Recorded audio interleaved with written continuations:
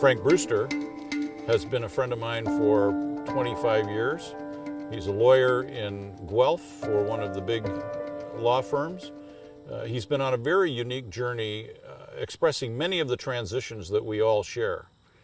He's moving to retirement out of his law firm, and he's been on a very serious journey of discovery, doing the Ignatian disciplines and learning how to develop his inner journey with God while developing how he can move from being somebody who was the man who was the rainmaker for a law firm to becoming somebody who is just a friend with no agenda other than a relationship with Christ.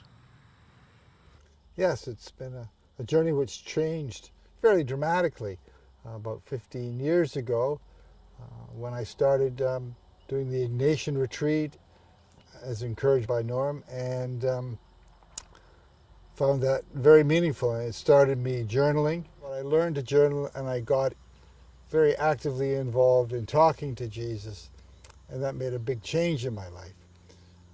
I'd always been trying to be spectacular, looking back, trying to be noticed. That fitted very, very well into what was required in a small law practice of being noticed and bringing work in. And so I guess nowadays you'd call it marketing. I just thought I had to meet people.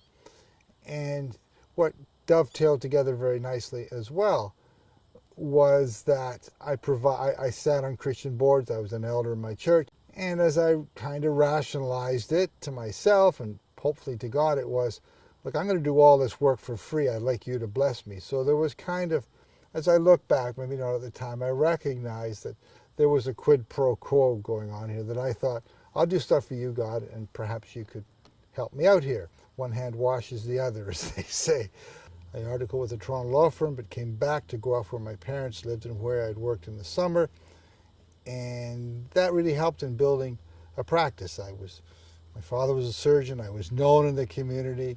I went to not his church, but another evangelical church, became an elder, became a deacon, and really did try to meet a whole lot of people.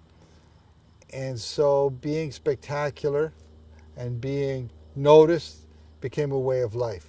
Usually people get referred to me or come to me or because they have a problem, and usually it's of a legal nature. I'd like to believe they come to me for wisdom, but they usually have more specific needs. I'm being sued, I'm being divorced, I'm being charged, whatever, and I'm quite happy in that limited scope to give that advice. And I think I need to move more towards being their spiritual friend.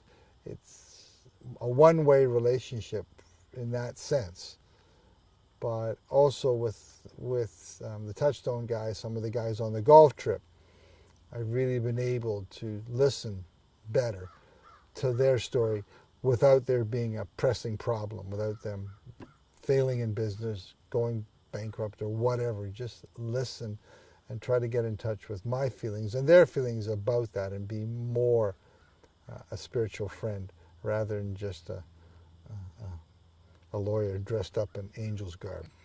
Part of this transition is going from being the lawyer to a bunch of Christian guys as to being their friend. And Norm challenged me on that one day about why couldn't I be a spiritual friend? And I'm reputed to have said, well, I got to get my hands out of their pockets first before I can really care for them and love them. And so for the first time, the spiritual director said, well, what about when you retire? What big decision are you taking this Ignatian retreat for? Because everybody else I've ever dealt with is facing a big decision. And I thought, well, I hadn't even thought about retirement. I'm only 65, or maybe a little younger. Why would I consider that? And that's probably part of the problem I've had. But as it came along, I really did commit that to prayer. Do you want me to retire? Should I quit? What am I going to do? Those discussions have continued up until this day. But I think what came to me in a journaling and in a message was stop trying to be spectacular. Stop competing with your now partners. About 20 years ago, my little firm merged with Miller Thompson, a major, they think they're a major firm in Canada. And so I'm a small town lawyer trying to fit into 800 other lawyers.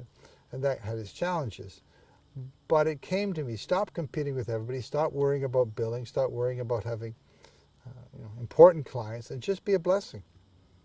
And so for the last 2 or 3 years, I've tried to be a blessing to those around me and not to compete, and try to be a blessing more to my clients, rather than, as I transition them, as I'm required to do, to younger lawyers, to be a blessing not only to the client.